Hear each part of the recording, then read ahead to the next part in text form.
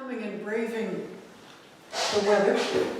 I very much appreciate it, and for me this is quite fantastic to be here, and as you'll see, particularly the spirits of my mother and father, who were the guiding people in this Cape Cod Dream year-round idea. But I first want to thank Marka and Julie for your help very much, and the publicity people, who have been very busy, I can tell.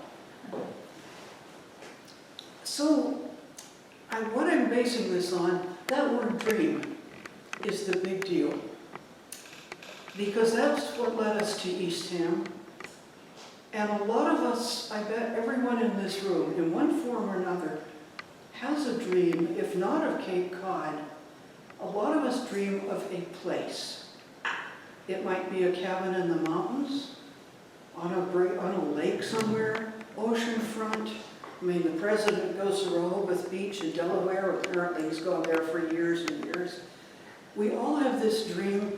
It draws us. And it's also ironic in a way that I'm speaking about a dream, given that I come from California now, but they have a song, California Dreamin', which I bet a lot of you know. The next slide will show you our start in this business. And Nauset Haven, by the way, you all drive by. If you are leaving here, turn north on Route 6, go almost barely a quarter of a mile, you'll see the Eastham Methodist Church. Immediately afterwards is today's version of this sign. Nauset Haven was a cottage colony. It was part of the phenomenon of cottage colonies on the Cape. Our house and garage are behind you.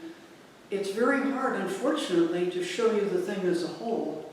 It was spread out on 3 acres, but the chief feature was a beautiful freshwater pond, Minister's Pond, and the cottages were arranged very prettily among the pines around it. As far as my family is concerned, it was a kind of, for a little while, we like so many people, spent 1 or 2 weeks on the Cape every summer. It goes way back in our family. And the next slide might show you one of the original visions. This is Monet painting in the 1870s, I think. That's a fisherman's cottage somewhere, but when I first saw that in the Museum of Fine Arts, I thought, he's got the vision. It's sort of romantic looking. There's the ocean, the sweet little cottage. It's a place for, you might say, a time out of life. And then, of course, Patty Page sang Old Cape Cod, which was very big in the years we ran the place. This also goes back in my family, and I'm sure in some of yours. My parents honeymooned on Cape Cod in a cottage in Dennis, I think. We came down, we stayed in a cottage very close on Nauset Marsh in 1956. But there's one other element more prosaic about the dream, and it was for my father, to go into business for yourself. And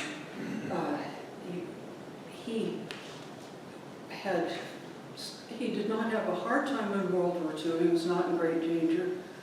But time in India, in sweltering heat, and then 10 years working for General Electric. He wanted to break out and have his own place. So Nauset Haven was it. I don't know how much it was my mother's dream. I've never really known, but she did it and she supported him. I had a kid's eye view of this. I thought that if you lived on Cape Cod, you were magic in some way. And I was going to be magic. I was amused at people shaking their heads.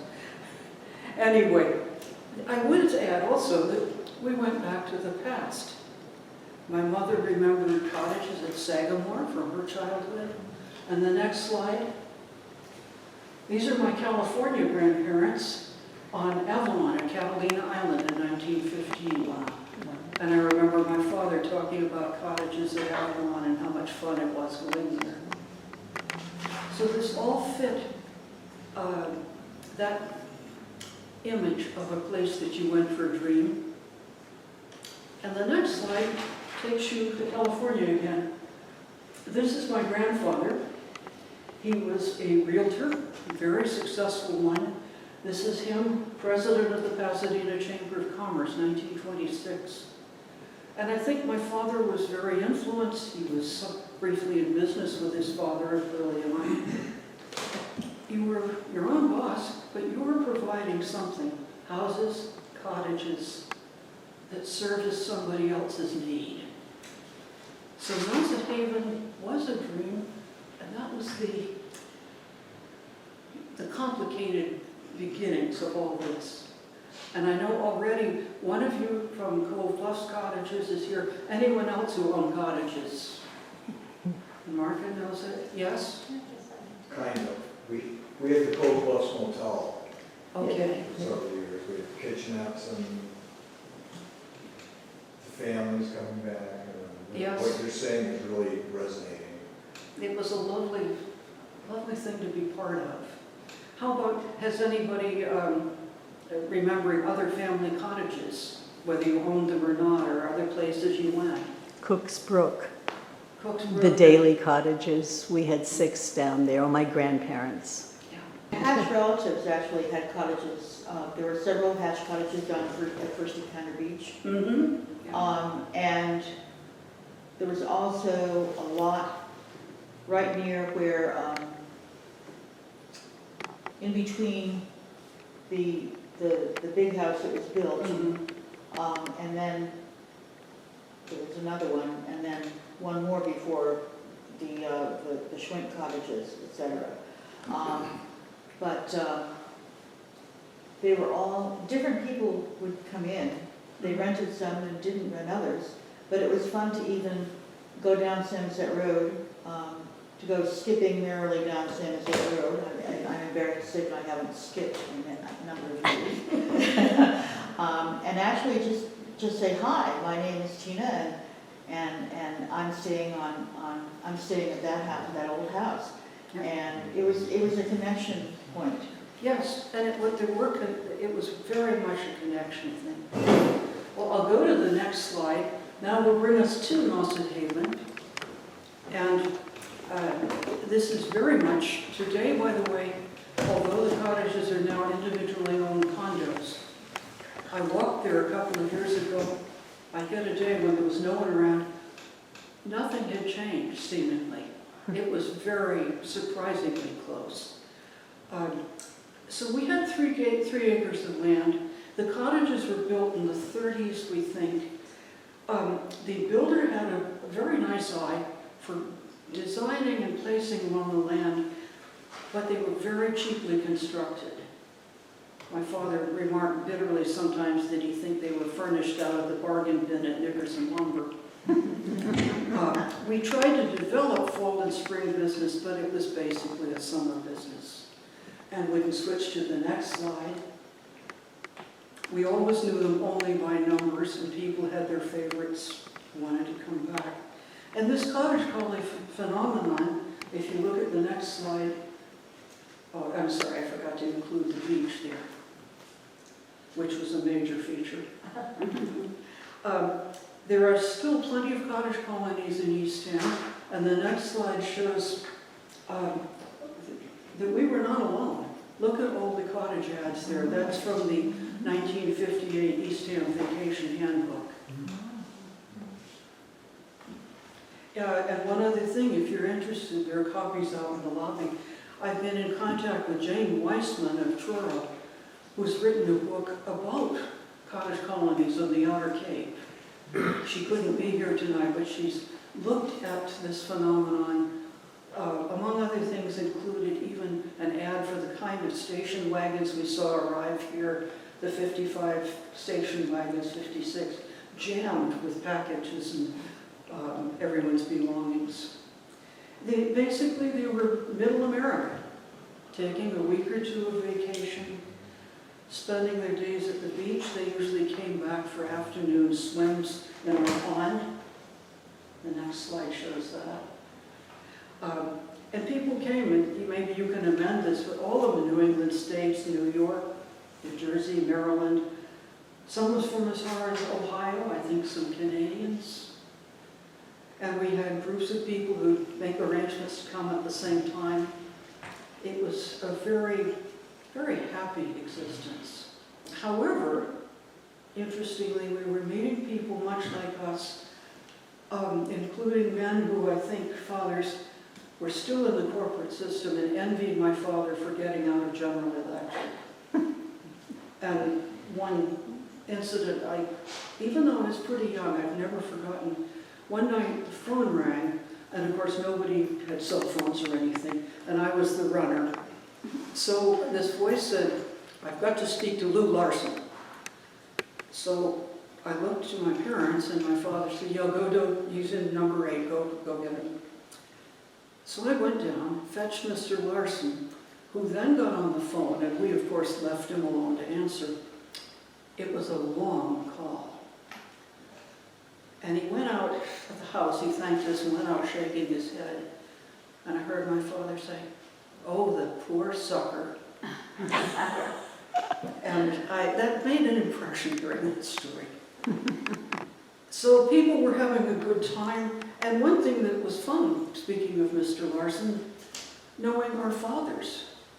You know, so many people in that particular day, fathers went off to work, you seldom saw them. And people let down their hair a little bit. The next slide shows playing shuffleboard, and we had lights on the court. To me, it was sort of magic on a summer night. Be out there playing shuffleboard, and the fathers were there, and everybody was very relaxed. We had a very good time. I will say also, I was incredibly privileged. I mean, that beautiful piece of land, all year round. They were my woods. And, see the next slide, I had the dog to go with me. This was our golden retriever, Buster. And Buster and I had a wonderful time there. It was just it was sort of idyllic. Okay, but what about the flip side? How about the business side? It was a lot of work.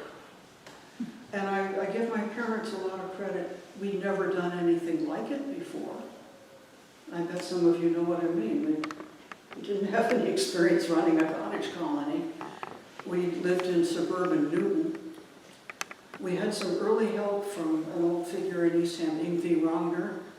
He did odd jobs. He put up a swing for me, which was, I thought, a very big deal. But basically, there was a lot of work. And of course, Saturdays changeover from 9 to 3 was the big cleaning day. And Tina, who's here with us tonight, made a lot of beds with me. That was a good part of the job. I think this was hard on my mother. We not only ran this business, but as maybe some of you will recognize, you moved to Cape Cod. Oh, your friends and family think, how nice, we'll go see the Woodworths. And it seemed like that first few years we had a lot of house guests. Some of whom pitched in, some of whom did not. And one other thing that I admire my parents doing, they twice took in teenage boys, sons of friends of ours, who weren't getting along with their parents.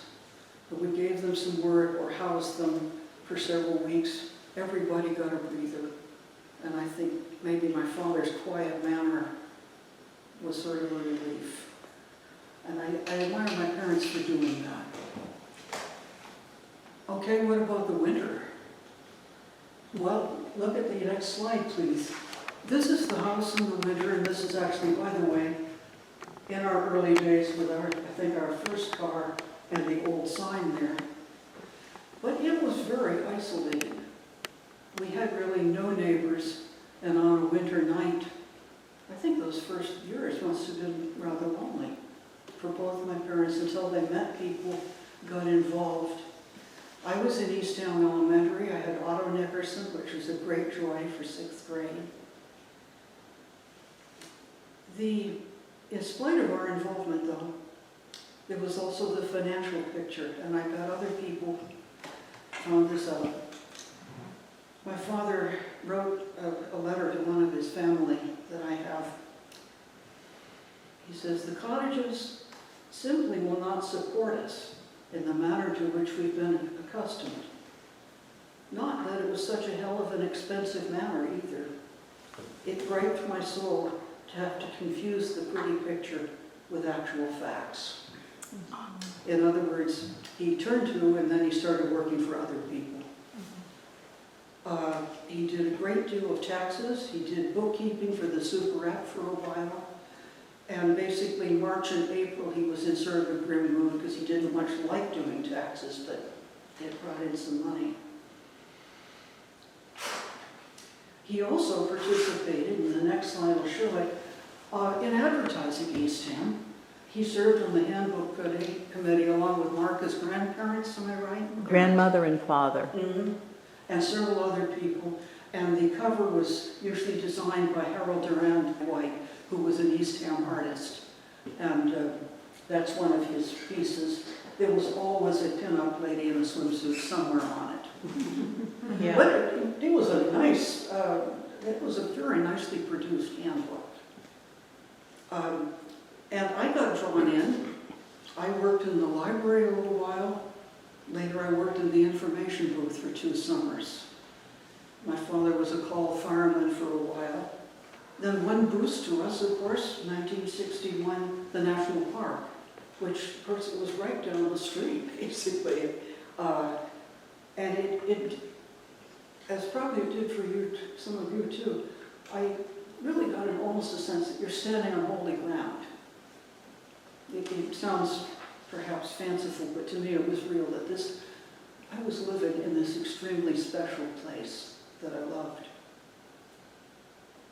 I got thinking one day recently when I was thinking about this talk, you know you own a cottage colony when you envision summer as a spreadsheet, 10 columns across for the 10 weeks, and 9 columns down for each of your 9 cottages, and hopefully there's a name scribbled in every box. And that was, of course, pre-computer. It was on a big lined pad. Another way you know you own a cottage colony is that you don't buy mustard, ketchup, or mayonnaise until at least January or February, because everybody leaves that.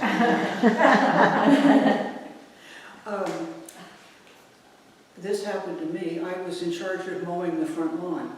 You know you own a cottage colony when you're mowing the lawn and all the guys in the convoy on their way to Camp Wellfleet wave to you.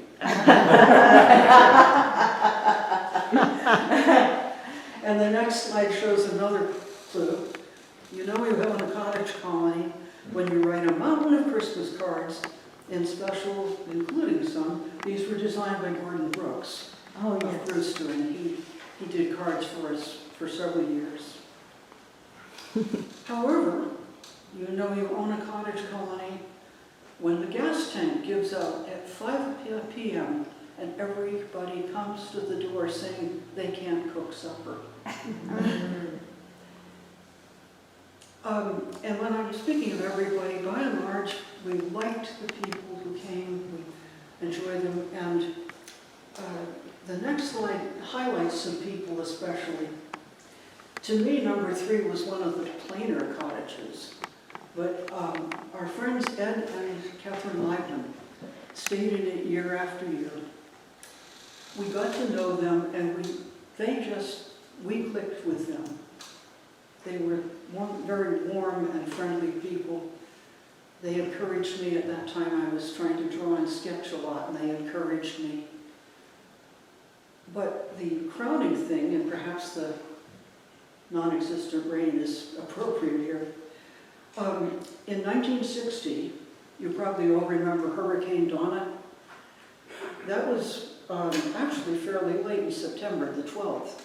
They were still here, and they decided, well, we're not going to go home.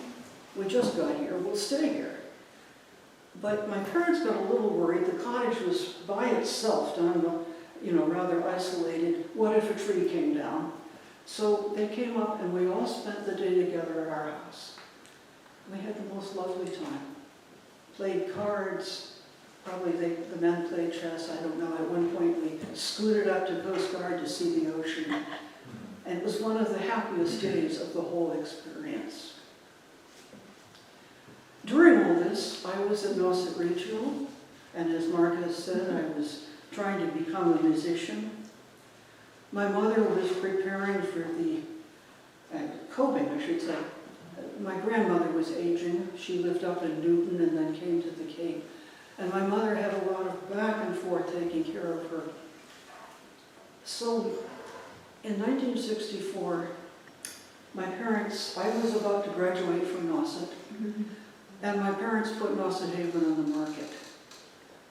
And at first I was almost outraged. They couldn't do this to me. But I naturally began to realize it was hard enough. My father by then was working full-time in real estate and then running this place.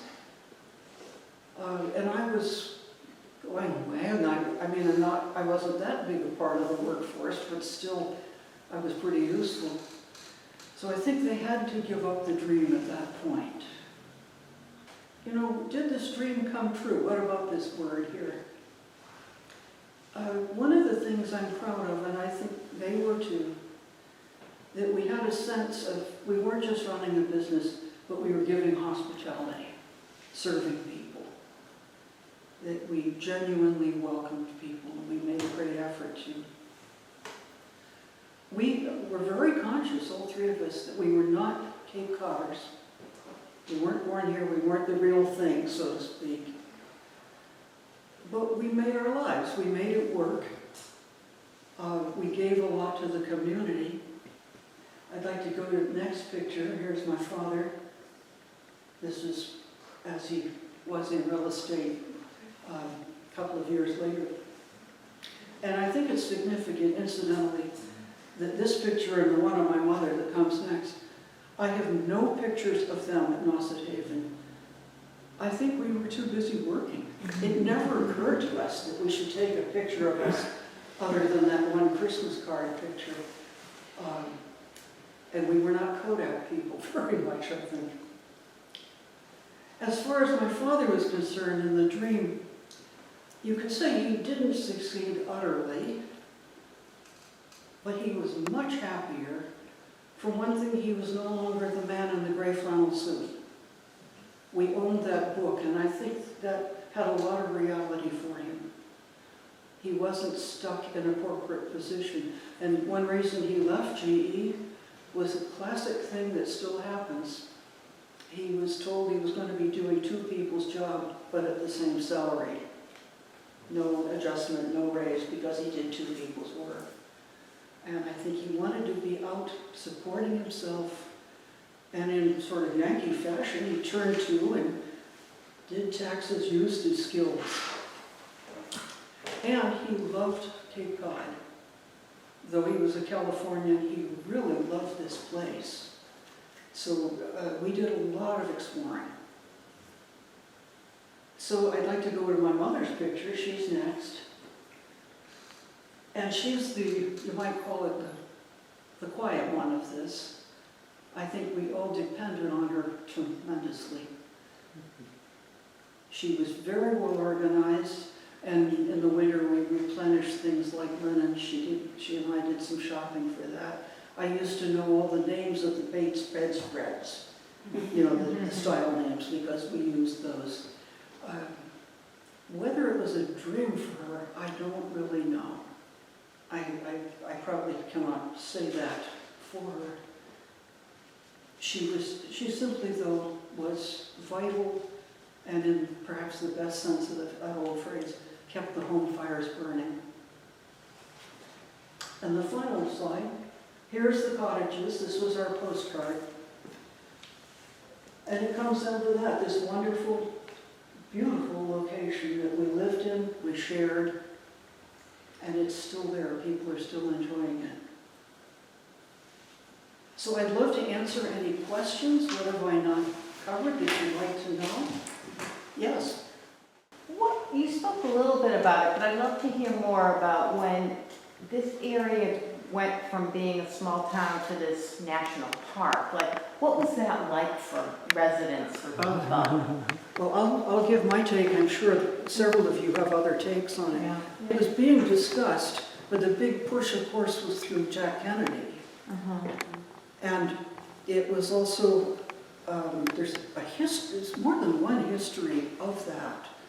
It was very controversial.